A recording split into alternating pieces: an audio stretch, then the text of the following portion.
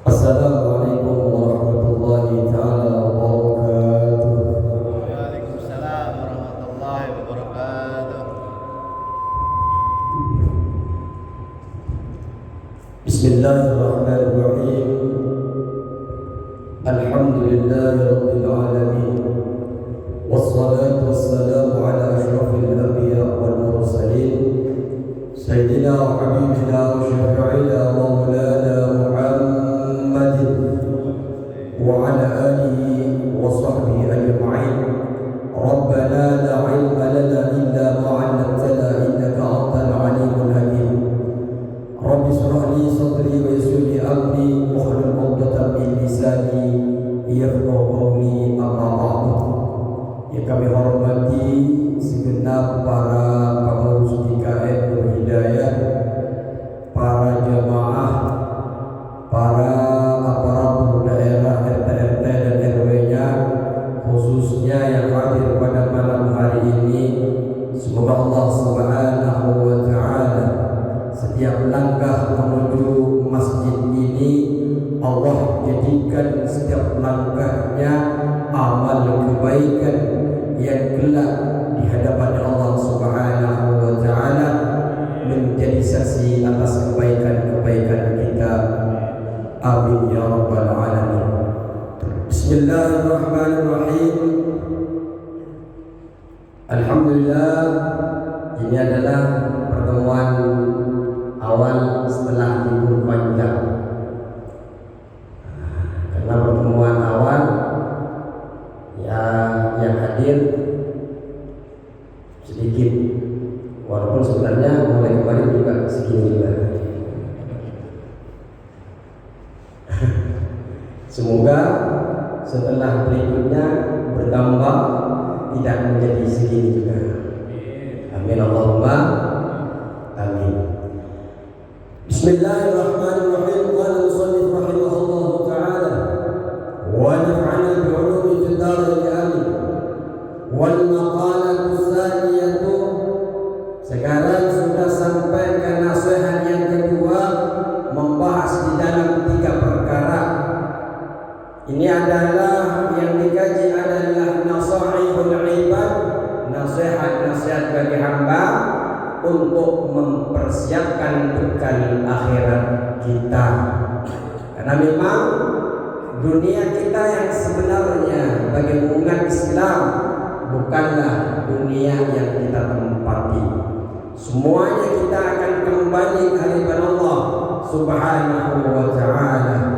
Tinggal nunggu jadwalnya saja. Tapi semoga yang hadir pada malam hari ini Allah masih berkahi umurnya, Allah panjangkan umurnya, Allah terima taubat-taubatnya, Allah terima amal-amal salehnya, sehingga itu semua menjadi bekal akhirat yang akan menyelamatkan kita ketika berjumpa dengan Allah Subhanahu wa taala. Amin Allahumma amin. An Abi Bakr As-Siddiq radhiyallahu anhu. Nasihat ini datang daripada Abi Bakar. Abi Bakr ini adalah sahabat Rasulullah sallallahu alaihi wasallam.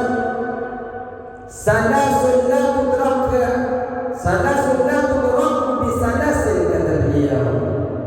Ada 3 perkara yang tidak dicapai, tidak pernah dicapai di salasin dengan 3 perkara lainnya. Kata Syekh Nawawi disyarahin dalam kitabnya Salasu khisalin la tudlabu bi salasati asya'a. Ada 3 perilaku, 3 karakter, 3 perkara yang tidak pernah dicapai, tidak bisa dicari dengan 3 perkara yang lain. Kita pengen 3 perkara, ternyata tidak akan pernah dicapai dengan 3 perkara yang lain. Kita pengen nih 3 perkara yang satu, tapi menggunakan 3 cara yang lain, dan 3 cara yang lain ini tidak akan pernah mencapai kepada 3 perkara yang kita inginkan. Apa itu? Yang pertama adalah al-ghina bil munah. Pengen kaya dengan angan-angan, pengen banyak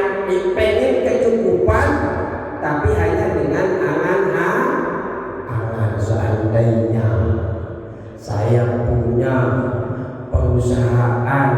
Seandainya saya bisa jadi CEO, Gustian diam-diam CEO di Jakarta. Biasanya kan anak-anak begitu dan anak-anak muda Gen Z bilangnya seperti itu. Tapi saya lihat di grup orang tua pun banyak bercanda seperti itu. Jangan-jangan si beliau adalah CEO yang tidak menampakkan dirinya. Ternyata Kiai Dian rendah hati dan qanaah, tidak menampakkan pabrik-pabrik di luar. Tapi yang jelas, kalau memang itu kenyataan, beliau kaya, mustahil kekayaan itu ditempuh hanya dengan angan-angan. Memang muslim itu Pak diperintahkan untuk bekerja. Disebutkan dalam ayat At-Taubah ayat 105, wa qul, katakan Muhammad, i'malu, bekerjalah kalian. Kalau kalian sudah bekerja, fasayarallahu amalakum wa rasuluhu wal mu'minun. Allah, Rasulnya, orang-orang mukminin akan melihat kepada amal-amal kalian, kepada kerjaan-kerjaan kalian. Itu nas Al-Quran.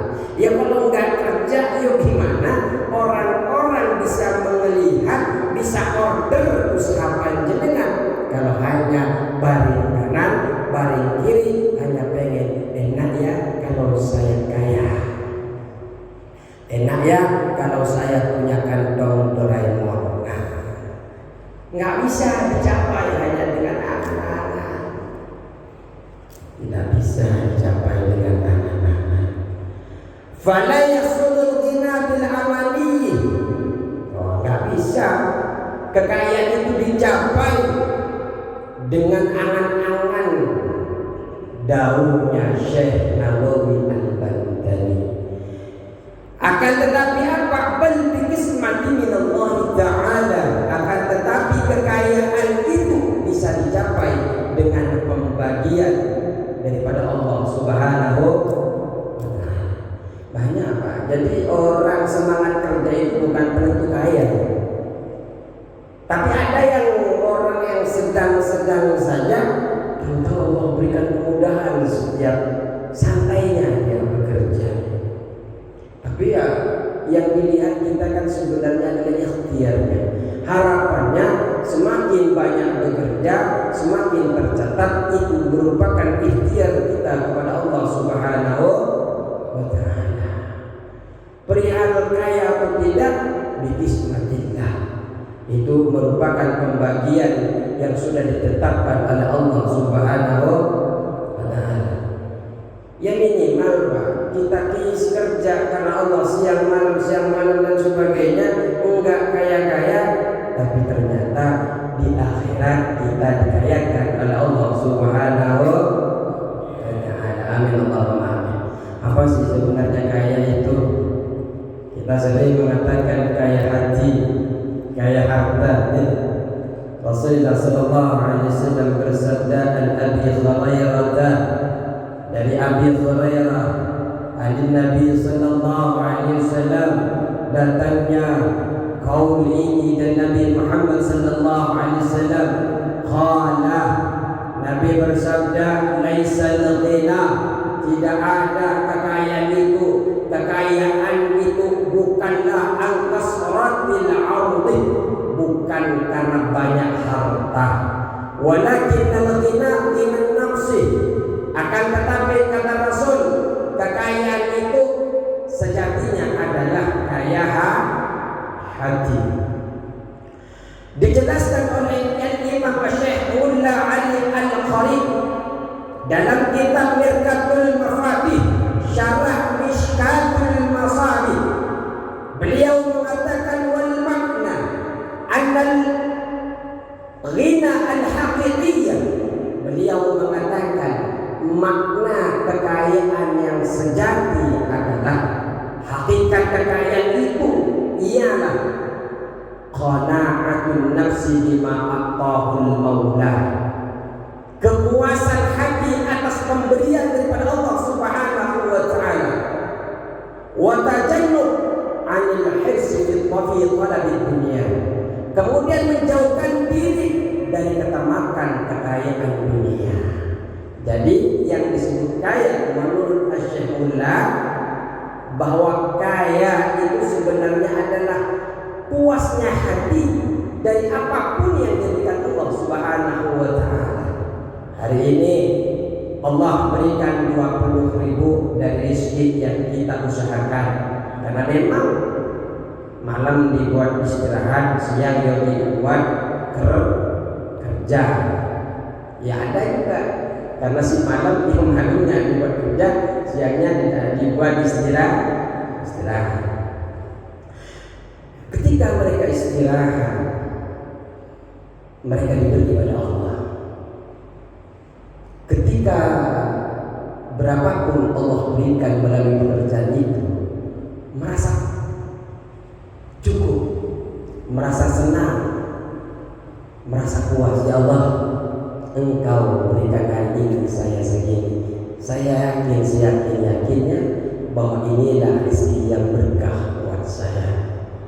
Banyak Pak, kalau kita hanya melihat nominal, ternyata banyaknya nominal bukanlah menjadi jaminan di dalam baiknya di dalam kehidupan. Kadang masalah dunia kita sama istri bertengkar, kadang banyaknya dunia anak-anak tidak lagi taat kepada kita, kadang masalah dunia kita dengan tetangga sudah tidak lagi rukun, kadang kita dunia gara-gara dunia kita sudah jauh dengan Allah Subhanahu wa taala. Tapi ternyata ada sedikit harta yang kemudian Allah berkahi. Apa berkah itu Pak? Ziyadatul khair. Yang disebut dengan berkah itu bertambahnya kebaikan. Ada 10.000 yang kita punya, tapi karena berkah ternyata 10.000 itu cukup kepada segalanya. Buat tenang hidup, anak dengerin kita tambah taat kepada Allah. Kan sejatinya kehidupan dan kematian hanyalah ujian kepada kita semua. Semoga kita menjadi orang yang baik dunia dan akhirat. Amin Allahumma amin. Jadi kaya itu merasa cukup. Kaya itu merasa cukup. Nanti itu akan ada di belakang penjelasannya Pak. Ternyata kita mencari kekayaan itu dari harta, ternyata tidak ketemu itu. Akan ada nanti beberapa mungkin lembarnya akan ada masuk pembahasan itu. Makanya mungkin di rumah tidak lagi ada yang menasihati kita. Hadir ke tempat ini mungkin menjadi ruang terbuka bagi hati kita untuk bersama-sama mendapatkan nasihat dari Syekh Ibnu Hajar Al-Asqalani, Syekh Al-Imam Nawawi. Saya hanya membantu membacakan saja. Mari kita mengambil ibrah bersama-sama. Tidak hanya panjenengan, khususnya saya pribadi. Semoga kita bisa mengamalkan apapun nasihat. Ketika hari ini lupa, setelah pulang lupa, setidaknya 1 bulan lagi kita akan terus membaca kitab ini. Dan selalu kita, kalau handphone itu lagi lobet, ada cas. Kalau di dalam kitab Bidayatul Hidayah, beliau Al-Imam Ghazali mengatakan, hidayah itu adalah zamratul ilmi, adalah buah dari ilmu Pak. Jenengan tiap hari berdoa kepada Allah, ihdinas shiratal mustaqim, berikanlah petunjuk yang lurus. Minta dalam doanya petunjuk, tapi tidak pernah ta'allum, tidak pernah ta'lim, tidak pernah mengkaji ilmu. Bagaimana panjenengan bisa mendapatkan hidayah? Al-Imam Ghazali mengatakan, hidayah, petunjuk itu adalah zamratul ilmi, adalah buah daripada ilmu. Panjenengan boleh di mana saja belajar, sama kiai siapa saja, sama ustaz siapa saja, sama gus siapa saja. Yang penting adalah belajar. Kenapa? Hidayah adalah sebuah ini.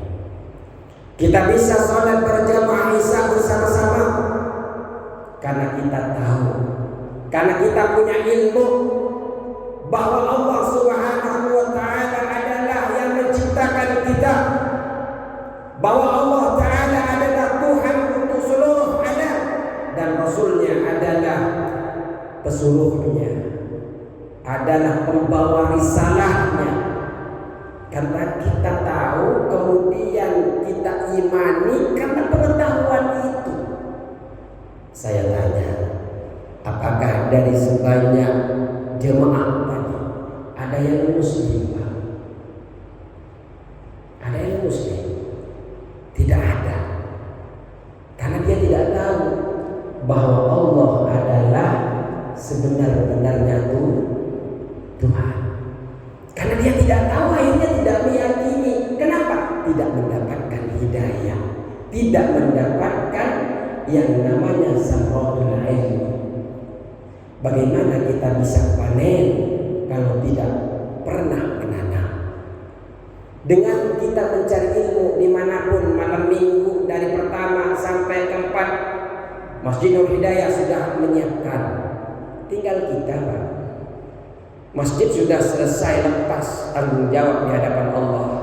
Sudah disiapkan, didatangkan guru-guru. Malah tidak hanya malam minggu, sampai malam Sabtu masih didatangkan. Tidak cukup minggu pun tidak ada ustaz di luar, orang dalam pun jadi. Kenapa? Biar bisa metik yang namanya samratul. Makanya berbahagia hari ini kita sedang menanam. Semoga dengan pengetahuan ini kemudian Allah Subhanahu wa Ta'ala berikan hidayah kepada kita. Dan ketika hidayah itu datang kepada kita, semoga setiap langkahnya menjadi langkah yang lurus. Dan ketika kita pun dipanggil oleh Allah, semoga dipanggil dalam keadaan husnul khatimah. Maka jangan pernah mencela kepada siapapun orang yang bermaksiat. Hari ini kepada siapapun yang kufur, jangan pernah mencela kepada orangnya. Kenapa? Kita tidak tahu pada akhir hidupnya akan mengucapkan asyhadu an la ilaha illallah, sedangkan kita yang merasa lebih baik dengan dia, naudzubillah, kita wafat tidak dalam keadaan beriman. Naudzubillah summa naudzubillah. Wasyababu bil khidami, masa muda pengen muda dengan mewarnai rambut. Saya lihat rambutnya di sini masih hitam, yang hitam. Jadi panjenengan pengen muda, tapi pengen muda rambutnya diwarnai hitam, diwarnai rambut. Kata Imam, kata Syekh Nawawi, fala yasulu syababu, muda itu tidak bisa dicapai, muda itu tidak bisa hasil bihidhabi syahri, dengan pewarna rambut. Contoh bil hina wa nahwihi, bil hina wa nahwihi. Contoh hina tahu hina, pewarna yang merah itu. Wanawi dan seumpamanya, itu yang biasanya tahu panjenengan itu. Soalnya saya masih belum ada yang putih, jadi belum tahu yang warna-warna begitu. Ya memang sih nggak boleh warnanya. Jadi panjenengan dengan kitab, dengan pewarna rambut tidak membuat panjenengan menjadi muda. Hanya saja mungkin hanya penampilan saja kelihatan tambah muda. Wasihatu bil adawiyah, kesehatan dengan obat-obatan tidak akan pernah bisa dicapai. Ini juga harus panjenengan tanamkan keimanannya, Pak. Jangan pernah meyakini bahwa obat si A, obat si B, obat si C yang membuat kita sembuh.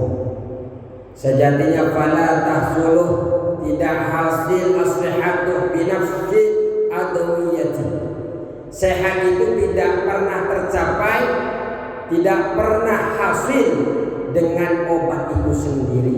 Bal bisyafaillahi ta'ala, dengan kesembuhan yang diberikan oleh Allah Subhanahu wa ta'ala. Panjenengan Pak tidak percaya jimat, tapi percaya sama obat. Sami mawon. Enggak Pak Ustaz, cincin, percaya sama cincin, percaya sama jimat, percaya sama tulisan, syirik.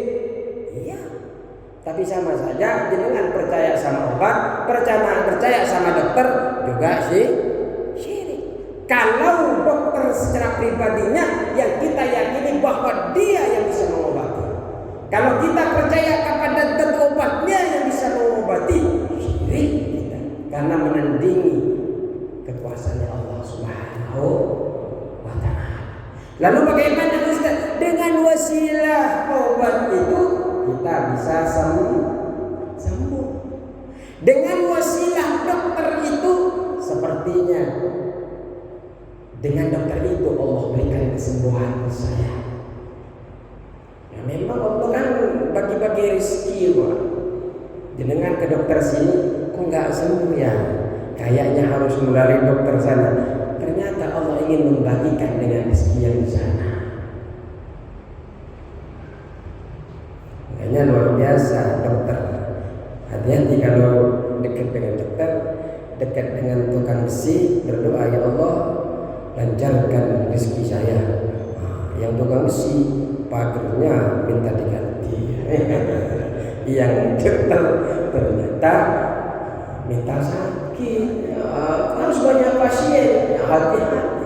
Yang paling doanya polisi. Ya Allah, akhirnya banyak yang ditangkap. Ini guyon semua insyaallah sudah oleh Allah Subhanahu wa ta'ala takdirkan, dan semua kerjaan itu adalah halal thayyiban. Itu hanya guyon saja. Sejatinya doa itu, kita ini jangan percaya bahwa Allah takdirkan itu gara-gara doa kita, enggak boleh. Kalau Allah takdirkan sesuai dengan apa yang diinginkan, ya itu karena memang Allah yang ingin, bukan karena doa kita. Doa kita ini pas kita panjatkan hanya ingin menunjukkan kepada Allah betapa dhaifnya kita, betapa lemahnya kita di hadapan Allah Subhanahu wa ta'ala, sehingga kita berdoa. Tapi apapun keputusannya Allah yang monggo. Maka Sayyidina Umar mengatakan, ketika doa saya terkabul sesuai dengan keinginannya Allah, alhamdulillah. Kenapa? Ternyata keinginan saya dengan keinginan Allah itu sama. Ketika doa saya tidak sama dengan apa yang Allah takdirkan, alhamdulillah. Kenapa? Ternyata yang paling baik adalah tetap keinginannya Allah, bukan keinginan saya yang mestinya